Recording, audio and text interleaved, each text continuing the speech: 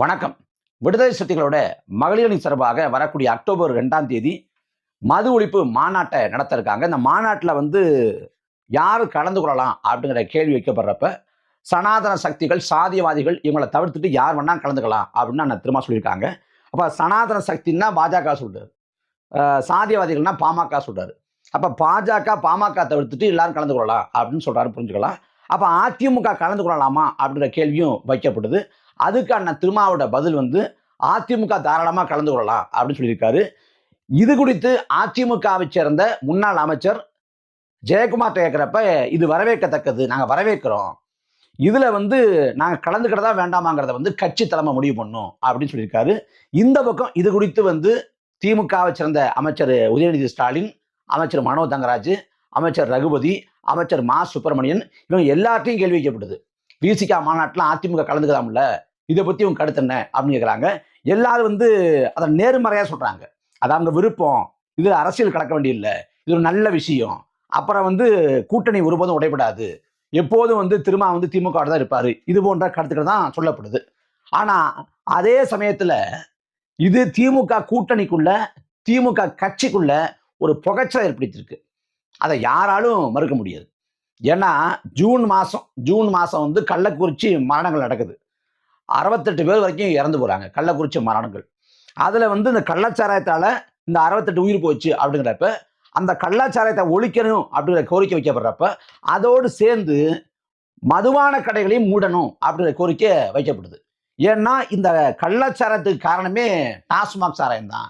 எப்படின்னா, டாஸ்மாக் சாராயத்தை குடிச்சு குடி நோயாளியாக மாறி போன ஒருத்தன், அவன் 120 ரூபா கொடுத்து டாஸ்மாக்ல சாராயம் குடிக்க முடியாத போது மலிவு விலை சாராயத்தை நாடுறான். 30 ரூபாய் 40 ரூபாயில அவன் போதையை நாடுறான். அந்த 30 ரூபாய் 40 ரூபாயில கிடைக்கக்கூடிய போதை தான் கள்ளச்சாராயம். அப்ப டாஸ்மாக்ல குடிச்சு குடி நோயாளியாக மாறி போன ஒருத்தன் தான் கள்ளச்சாராயத்தை நாடுறான். அப்ப டாஸ்மாக் சாராயத்தை ஒட்டுமொத்தமா ஒழிக்கணும், கள்ளச்சாராயத்தையும் ஒழிக்கணும். அப்ப அதுதான் சரியான நிலைப்பாடாக இருக்க முடியும். இதுல கள்ளச்சாராயத்தை ஒழிக்குங்கிற கோரிக்கையோடு சேர்த்துக்கிட்டு இப்ப டாஸ்மாக் மதுபான கடைகளை மூடணும் அப்படிங்கிற கோரிக்கை வலியுறுத்தி திரும்ப மது ஒழிப்பு மாநாடு போடுறாங்க. பொதுவா திமுகவை சேர்ந்த கூட்டணி கட்சிகள் எல்லாம் எந்த போராட்டத்தையோ விமர்சனத்தையோ மாற்று கருத்தையோ வைக்கிறத திமுக தலைமை விரும்புறதில்லை. அதுல ஜூன் மாசம் கள்ளக்குறிச்சி அந்த கள்ளச்சாராய மரணம் நடந்து அதை விட்டு திமுக கடந்து வந்துருச்சு. இப்ப இந்த சமயத்துல மறுபடியும் மது ஒழிப்பு அப்படின்னு திரும்ப கோரிக்கை வச்சாங்கன்னா, அது திமுகவுக்கு ஒரு நெருக்கடி ஏற்படுத்தும். அது குறித்து எல்லாரும் பேசுவாங்க. அப்ப திமுக பதில் சொல்ல வேண்டிய கட்டாயத்துக்கு வரும் அப்படின்னு ஒரு திமுகக்குள்ள ஒரு புகைச்சலும் ஒரு மாற்று கருத்தும் ஒரு அதிருப்தி இருக்கு. நீங்க இன்னும் சொல்ல போனா, இந்த மாநாடு ஏன் நேரத்துல நடத்தாரு? இன்னும் 18 மாசத்துல தேர்தல் வரப்போகுது. இப்ப திமுக நோக்கி எந்த விமர்சனம் வரக்கூடாது, திமுக நோக்கி எந்த குறையும் குற்றத்தையும் சொல்லக்கூடாது அப்படின்னு எல்லாத்தையும் மழுங்கடிக்கிற வேலையை திமுக செய்யறப்ப, இப்ப அண்ணன் திரும்ப நடத்தக்கூடிய மது ஒழிப்பு மாநாடு தேவையற்ற நெருக்கடியை கொடுக்கும் அப்படின்னு திமுக பாக்குது. இது ஒரு பக்கம். இன்னொரு பக்கம் என்னன்னா, அந்த மது ஒழிப்பு மாநாட்டுல அதிமுக கலந்து கொள்ளும் அப்படின்னு சொன்னது திமுகவுக்கு இன்னும் எரிச்சலை ஏற்படுத்தியிருக்கு. நீங்க யோசிச்சு பார்க்கலாம். 10 ஆண்டுகள அதிமுக ஆட்சி, 2011 தொடங்கி 2021 வரைக்கும் 10 ஆண்டுகள் அதிமுக ஆட்சி. அந்த 10 ஆண்டு காலத்துல 6 ஆண்டு காலம் ஆட்சி அதிகாரத்தில் இருந்தது அம்மையார் ஜெயலலிதா. ஜெயலலிதா இந்த மதுவிலக்கு கோரிய போராட்டங்களை எப்படி ஒடுக்கினாங்கிறது நமக்கு தெரியும். சசிபெருமாள் ஜெயலலிதா அம்மையாரோட ஆட்சி காலத்துல தான் இறந்து போனார். அதே போல எடப்பாடி பழனிசாமி ஆட்சி காலத்துல திருப்பூர்ல மதுபான கடையை மூடக்கூடிய ஒரு போராட்டத்துல ஒரு பெண்ணை காவல்துறை அதிகாரி ஓஞ்சி அரைஞ்ச காட்சியெல்லாம் தமிழ்நாடு பார்த்துச்சு. இப்படி ஜெயலலிதா ஆட்சியா இருக்கட்டும், எடப்பாடி பழனிசாமி ஆட்சியா இருக்கட்டும், ஒட்டுமொத்தமா அந்த 10 ஆண்டுகள் அதிமுக ஆட்சியில மது விலக்குங்கிற அதை நோக்கி ஒரு அடி கூட அவங்க நகரல.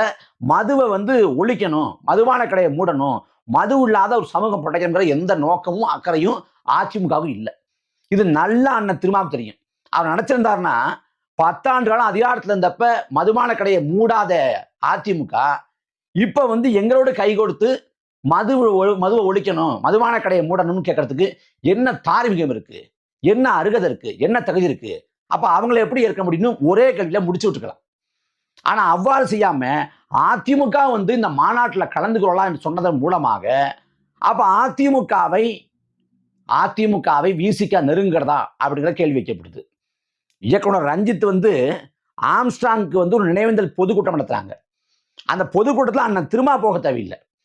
அதே சமயத்தில் விசிகாவை சேர்ந்த நிர்வாகிகள் யாராவது ஒருத்தர் ஆளூர் ஷானவாசையோ, சிந்தனை செல்வனையோ, இல்ல வன்னியரசையோ, யாராவது இல்ல சங்கத்தமிழனையோ யாராவது 2 பேரை அனுப்பி வச்சிருக்க முடியும். ஆனா அனுப்பி வைக்கல. ஏன்னா அந்த ஆம்ஸ்ட்ராங் நினைவேந்தல் கூட்டம் நடத்துறது இயக்குனர் ரஞ்சித். அவர் வந்து திமுக மேல கடும் விமர்சனங்கள் வைக்கிறார். இந்த சமயத்துல போய் அதை கலந்துக்கிட்டா திமுகவுக்கு வந்து ஒரு தேவையில்லாத ஒரு கோபம் ஏற்படும் அப்படின்னு சொல்லிட்டு திமுகவோட கோபத்துக்கு ஆளாக வேண்டாம்னு அந்த ரஞ்சித் நடத்திய ஆம்ஸ்ட்ராங் நினைவேந்தல் கூட்டத்துக்கு விசிக நிர்வாகிகளை அனுப்ப மறுத்த அண்ணா திருமா அதே சமயத்துல தான் நடத்தக்கூடிய மாநாட்டில் அதிமுக காரங்களுக்கு கலந்து கொள்ளலாம் அப்படின்னு அறிவிச்சது எதேச்சானது இல்லை. நிச்சயமே எதேச்சானது இல்லை. 2015ஆம் ஆண்டு அன்னைக்கு வைகோ, திருமாவளவன், கம்யூனிஸ்ட் இடதுசாரிகள், இந்திய கம்யூனிஸ்ட், மார்க்சிஸ்ட் கம்யூனிஸ்ட் கட்சி, அப்புறம் ஜவாஹிருல்லா, தமிழர் மணியன், இவங்கெல்லாம் சேர்ந்து மக்கள் நல கூட்டியக்கம்னு ஆரம்பிச்சாங்க. மக்கள் நல கூட்டியக்கம் மக்களுக்காக ஒருமித்த கோரிக்கை வச்சு நாமெல்லாம் ஒன்று சேர்ந்து போராடலாம் அப்படின்னு 2015 தொடங்கினாங்க. அந்த ஆண்டு தொடக்கத்தில் தொடங்கி அந்த ஆண்டு முடிவதற்கு உள்ளாக அந்த மக்கள் நல கூட்டியக்கம் மக்கள் நல கூட்டணியாக மாறுது. அதுலேருந்து ஜவாஹிருல்லா, அந்த தமிழர் மணியெல்லாம் வெளியிட்டாங்க. அது வேற. அது மக்கள் நல கூட்டணியாக மாறி 2016 விஜயகாந்த் தலைமையில் அவங்க 3வது அணியாக அவங்க சொல்லிட்டு 3வது அணின்னு சொல்லிட்டு அவங்க வந்து களம் கண்டாங்க. அப்படி தேர்தல் களத்துக்கு வந்து வந்தது மக்கள் நல கூட்டணி இயக்கம், மக்கள் நல கூட்டணியாக. அதே போல இன்னைக்கு அதிமுகவும் விசிகாவும் ஒரே மடல இருந்தாங்கன்னா, ஒருவேளை அதிமுகவை சேர்ந்த அமைச்சர் ஜெயக்குமாரையோ இல்ல வேற வைகை செல்வனையோ யாராவது நிர்வாகி எடப்பாடி பழனிசாமி அந்த மாநாட்டுக்கு அனுப்பி வச்சா அவங்கள பேசாம அனுப்ப முடியாது. அந்த விசிகாவோட மாநாட்டில் ஒருவேளை அதிமுகவை சேர்ந்த நிர்வாகிகள் முன்னாள் அமைச்சர்களுக்கு கலந்துக்கிட்டா சடங்குக்கு சம்பிரதாயத்துக்கு ஒரு மரியாதைக்காவது அவங்கள பேச வைக்கணும். அப்படி பேச வைக்கிறப்ப அவங்க சும்மா இருக்க மாட்டாங்க. கட்டாயம் திமுகவை சாடுவாங்க. அப்ப விசிகாவோட மாநாட்டில் அதிமுகவை சேர்ந்த நிர்வாகிகள் சேர்ந்து ஏறிக்கிட்டு அவங்க திமுகவை பொழப்பாங்க அப்படின்னா அந்த காட்சி என்னவா இருக்கும், அது என்ன மாதிரி செய்தியை கொடுக்கும் அப்படின்னு நம்ம தெரிஞ்சுக்கலாம். ஏன்னா அண்ணன் திருமா மிக அண்மையில சொன்னாங்க, நான் சகிச்சுக்கிட்டு தான் அந்த கூட்டணி இருக்கேன் அப்படின்னாங்க. அதே போல வந்து ஒரு தலித் வந்து முதலமைச்சர் ஆகக்கூடிய சூழல் வந்து தமிழ்நாட்டில் இல்லை அப்படின்னாங்க. திராவிட இயக்கம் வந்து சமூக நீதி, நாங்க வந்து அடித்தட்டு உழைக்கும் மக்களுக்கான ஆட்சி நடத்துறோம், நாங்க விளிம்பு நிலை மக்களுக்கான ஒரு கோட்பாட்டை கொண்டு இருக்கோம், நாங்க வந்து எல்லா மக்களுக்குமான ஆட்சி நடத்துறோம், இப்படிலாம் அவங்க பேசுறாங்க. அப்ப இந்த சமயத்துல தமிழ்நாட்டில் ஒரு தலித் முதலமைச்சர் ஆகக்கூடிய சூழல் இல்லைன்னா அது நேரடியாக திமுகவை நோக்கி வைக்கக்கூடிய ஒரு குற்றச்சாட்டா தான் பார்க்கணும். அதுக்கு பிறகு அண்ணன் திரும்ப அதை ஒப்பேத்துற விதமா சமாளிச்சாங்க. அது தமிழ்நாட்டில் மட்டும் இல்லை, இந்தியாவில் எங்க வேணாலும் சொல்லலாம், அப்படிதான் நிலைமை இருக்கு, அப்படி சமாளிச்சாங்க. ஆனால் தமிழ்நாட்டில் ஒரு தலித் முதலமைச்சர் ஆகக்கூடிய சூழல் இல்லைன்னு சொன்னது அது திமுகவை நோக்கிய விமர்சனமா தான் பார்க்கணும். அதுல திமுக அதுக்கு வந்து எந்தவித மாற்று கருத்தையோ மறுப்பையோ எதுவுமே எதிர்வினையாற்றல. அப்புறம் வந்து விசிகா இன்னைக்கு வரைக்கும் கொடியேற்றுவதில் பிரச்சனை இருக்கு. ரொம்பலாம் போக வேண்டியதில்லை. கொடியேற்றுறதுக்கு அவங்க கிராமங்களில் இல்ல நகரப்பகுதிகளில் கொடியேற்றத்துல அவ்வளவு பிரச்சனை. காவல்துறை அவ்வளவு கெடுபிடி பண்ணுது. இப்போ காவல்துறை வந்து டெல்லி போல வந்து மாநில அரசின் கட்டுப்பாட்டில் இல்லாமல் ஒன்றிய அரசின் கட்டுப்பாட்டில் இருக்கு அப்படின்னா நாம சொல்லலாம் அது திமுக அரசு என்னப்பா பண்ண முடியும் அப்படின்னு. காவல்துறை ஸ்டாலினோட கட்டுப்பாட்டில் இருக்கு. காவல்துறை, உளவுத்துறை எல்லாமே. அவர் வாய்மொழியாக ஒரு உத்தரவு, தமிழ்நாடு முழுக்க விசிகா கொடியேற்றுவதற்கு தேவையில்லாத இடைஞ்சலை பண்ணாதீங்க, சட்டபூர்வமா என்ன வாய்ப்பு இருக்கோ அதை பார்த்து அவங்களுக்கு அனுமதி வழங்குங்க அப்படின்னு ஒரு வாய்மொழியாக ஒரு சொல்லிவிட்டாலும் முடிஞ்சு போச்சு, எங்கேயுமே பிரச்சனை இருக்காது. ஆனா இன்னைக்கு வரைக்கும் கொடியேற்றுவதில் பிரச்சனை. இந்த ஆட்சியோட தொடக்க நிலையில, மிக மிக தொடக்க நிலையில சேலத்துல மோரூர்ல கொடியேற்றுற அந்த சிக்கலை தொடங்கி இப்ப நாகப்பட்டினத்துல ஷானவாஸ் தலைமையில கொடியேற்று வரைக்கும் எல்லாமே சிக்கலா இருக்கு. அதே போல அவங்க கோரிக்கைகள் வந்து நிறைவேற்றப்பட மாட்டேங்குது. அவங்க வைக்கிற கோரிக்கை ஆணவ கொலைக்கு தனிச்சட்டம் வேணுங்கிறாங்க, இது வரைக்கும் நிறைவேற்றப்படலை. அதே போல தமிழ்நாடு முழுக்க பட்டியல் பிரிவை சேர்ந்த ஆதி தொல்குடி மக்கள் மீதான தாக்குதல், அந்த சிக்கல்லாம் தீர்க்கப்படாம கிடப்பில போடப்படுறது, வேங்க வயல இன்னைக்கு வரைக்கும் நீதி கிடைக்காது, இதெல்லாம் ஒரு பக்கம் இருக்கு. விசிகா பொறுத்த வரைக்கும் அவங்க ஒரு தேசிய கட்சி போல பரிணமிக்கணும்னு நினைக்கிறாங்க. அண்ணன் திருமா வந்து அந்த பக்கம் தெலுங்கானா போய் சந்திரசேகர ராவ் கட்சியில வந்து பொதுக்குழுல கலந்துக்கிட்டு பேசுறாரு. அதே போல கர்நாடகாவுக்கு போறாரு, அங்க இருக்கக்கூடிய தலைவரோட பார்க்குறாரு, சந்திக்கிறாரு. அப்புறம் வந்து ஆந்திராவுக்கு போறாரு. இப்படி தமிழ்நாடு தவிர்த்துட்டு பல மாநிலங்களுக்கு போய் அங்க வந்து அங்க இருக்கக்கூடிய தலைவர் பெருமக்களோட உறவு வச்சுக்கிறாரு. கொள்கை ரீதியான உறவு இல்லைனா கூட ஒரு தோழமை உறவு வச்சுக்கிறாரு. அதே போல வந்து பல மாநிலங்கள்ல தமிழ்நாடு இல்லாம பல மாநிலங்கள்ல அவங்க போட்டி போடுறதுக்காக வேட்பாளர்கள் அறிவிக்கிறாங்க. ஏன்னா இன்னைக்கு வந்து தலித் லீடர் என்று சொல்லப்படக்கூடிய அந்த மாதிரி வந்து இன்னைக்கு யாருமே இல்லை. எல்லாரும் வந்து பாஜகவுக்கு இரையாயிட்டாங்க, விலை போயிட்டாங்க. அப்ப இந்த பக்கம் இந்தியா கூட்டணியில பாக்குறப்ப ஒரே ஒரு தலித் தலைவர் அப்படின்னா அண்ணன் திருமா அப்படின்னு சொல்றாங்க. அப்படி இருக்கிறப்ப அண்ணா திருமா வந்து இந்த வாய்ப்பை பயன்படுத்தி கொண்டு ஒரு தேசிய தலைவராக உருவெடுக்கணும் அப்படின்னு நினைக்கிறாங்க. அதனாலதான் மற்ற மாநில தலைவர்களோடு அவங்க தோழமை உறவு வச்சுக்கிறாங்க. அதே போல மற்ற மாநிலங்களை போட்டி போடுறாங்க. அதுதான் காரணம். இப்படி மற்ற மாநிலங்களை போட்டி போட்டு மற்ற மாநில கட்சிகளால் மதிக்கப்பட்டா கூட தமிழ்நாட்டில் விசிகாவோட நிலைமை என்னன்னா, விழுப்புரம் சிதம்பரம் கட்சி, விடுதலை சிறுத்தைகள்னா விழுப்புரம் சிதம்பரம் கட்சி அப்படின்னு சொல்றப்படுற அளவுக்கு 2 தொகுதியில விசிகாவை வந்து சுருக்குது திமுக. தமிழ்நாட்டில் காங்கிரஸ் கிளையே கிடையாது. ராகுல் காந்திக்கு வந்து ராகுல் காந்தியோட பாராளுமன்ற உறுப்பினர் பதவி பறிக்கப்பட்டு அவருக்கு சிறை தண்டனை அறிவிக்கப்படுது நீதிமன்றத்தால. அந்த சமயத்துல வந்து கும்பகோணத்துல வந்து KS அழகிரி போராட்டம் பண்றாரு. என்ன போராட்டம்னா தொடர் வண்டியை மறிச்சு போராட்டம். எத்தனை பேர் மறிக்கிறாங்கன்னா 4 பேரும் 5 பேரும், மொத்தம் 5 பேர் தான். ஒரு சேராட்டோலை தேரலாம், அவ்வளவு பேர் தான். 5 பேர் தொடர் வண்டியை மறிக்கிறாங்க. தொடர் வண்டி நின்ன உடனே அதே ஏறி போயிடுறாங்க, சென்னைக்கு வந்துடுறாங்க. இப்படிதான் காங்கிரஸ் கட்சியோட வலிமை இருக்கு. தமிழ்நாட்டில் காங்கிரஸ் கட்சிக்கு கிளை இல்லை, ஒண்ணுமே கிடையாது.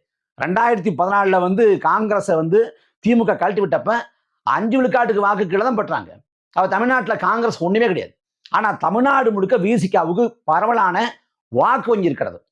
அவங்க வந்து தேர்தலுக்கு முன்பாக போட்ட மாநாட்டை பார்க்குறப்ப எல்லா கட்சிகளும் வியந்து போற அளவுக்கு பெரிய கூட்டம் கூடிச்சு. அப்படிப்பட்ட கூட்டத்தை காங்கிரஸால கூட்ட முடியாது. அப்படி வந்து தமிழ்நாடு முழுக்க கட்சி வலிமை இல்லாத காங்கிரஸுக்கு 10 சீட்டு. ஆனா தமிழ்நாடு முழுக்க கிளை வைத்திருக்கக்கூடிய கணிசமான வாக்கு விழுக்காட்ட தமிழ்நாடு முழுக்க பரவலான வாக்கு வங்கியை வைத்திருக்கக்கூடிய விசிகாவுக்கு 2 சீட்டு. அதுவும் புதுசா அந்த கட்சியில் இணைஞ்ச ஆதவ் அர்ஜுனுக்கு ஒரு பொது தொகுதியை வாங்கி கொடுத்தலாம்னு நான் திரும்ப எவ்வளவோ முயற்சி பண்ணாரு. ஆனா 2 தொகுதியை தாண்டி தர முடியாது அப்படின்னு திட்டவட்டமாக மறுத்து விட்டது திமுக தலைமை. இதுல அண்ணன் திருமாவுக்கு கடும் அதிருப்தி. இப்படி வந்து திமுக கூட்டணிக்குள்ள வந்து அண்ணா திரும்ப அங்க வைக்கிறப்ப சங்கத்தமிழ் கூட சொன்னார், இந்த மானங்கட்ட கூட்டணியில இருக்கும் அப்படின்னாரு. அப்படி வந்து இந்த கூட்டணிக்குள்ள வந்து பெரிய புகைச்சலோட பெரிய அதிருப்தியோட ஒரு வழியெல்லாம் சகித்து கொண்டு இருக்காங்க. நமக்கு ஒரு வாய்ப்பு எங்கெங்க போடுறது அப்படின்னு. இப்ப பாஜகவை அதிமுக கிளட்டி விட்டதன் மூலமாக பாஜகவை அதிமுக கிளட்டி விட்டப்ப இதே அண்ணன் திரும்ப வரவேற்றாங்க. அப்ப இன்னொரு கதவு திறக்கப்பட்டிருக்கிறது அப்படின்னு பார்த்தாங்க. விஜய் கட்சியை பொறுத்த வரைக்கும் அவர் நேர்மறையா தான் திரும்ப சொல்றாங்க. இப்படி எல்லாத்தையும் கணக்கு பண்ணி பார்க்கிறப்ப இதுல அதிமுக இந்த மாநாட்டில் கலந்து கொள்ளலாம் அப்படின்னு சொன்னது எதேச்சானது இல்லை, அரசியல் இல்லாம அது இல்லை. அதனால இந்த ஒருவேளை அந்த மாநாட்டில் அதிமுக கலந்து கொண்டா அது தமிழ்நாட்டு அரசியல்ல வேற தாக்கத்தை ஏற்படுத்தும். அணிமாற்றம் ஏற்படுவதற்கு கூட வாய்ப்பு உண்டு. அணிகள் மாறக்கூட வாய்ப்பு உண்டு. ஏன்னா அண்ணன் திருமாவை பத்தி அவர் வந்து எல்லாத்தையும் படித்தவர், அறிஞ்சவர், முனைவர், அதெல்லாம் கடந்து அவரோட பங்களிப்பு, ஆற்றல், அறிவு, அவரோட எல்லாத்தையும் கடந்து அண்ணன் திருமாகிட்ட எப்போதும் சமரசங்கள் இருக்கும். எந்த அணிக்கு வேணாலும் போகக்கூடிய வாய்ப்பு உண்டு. ஏன்னா அவங்க திரும்ப திரும்ப அழுத்தம் திருத்தமா சொல்றது பாஜகவோடு பாமகவோடு கூட்டணி இல்லைன்னு சொல்றாங்களே ஒழிய ஒருபோதும் அதிமுகவோடு கூட்டணி இல்லைன்னு சொல்லலை. இதை ரொம்ப முக்கியமா பார்க்கணும். அதனால நம்ம அண்ணன் திருமாவையும் சும்மா நினைக்க முடியாது. ஏன்னா ரஜினிகாந்த் கட்சி தொடங்குறப்ப கரிஸ்மாட்டிக் லீடர் அப்படின்னு ரஜினிகாந்துக்கு ஆதரவா முட்டு கொடுத்து பேசினார். ரஜினிகாந்த் நீங்க முதலமைச்சராக தடுத்தீங்கன்னா அவர் இந்தியாவுக்கு பிரதமராகி தமிழ்நாட்டை ஆண்டுவார் அப்படின்னாரு. அதனால ஒருவேளை விசிகாவோட மாநாட்டில் அதிமுகவோட தலைவர் பெருமக்கள் கலந்து கொண்டால் அது திமுகவுக்கு சொல்லப்படுற ஏதோ ஒரு செய்தி அப்படிதான் புரிஞ்சுக்கணும்.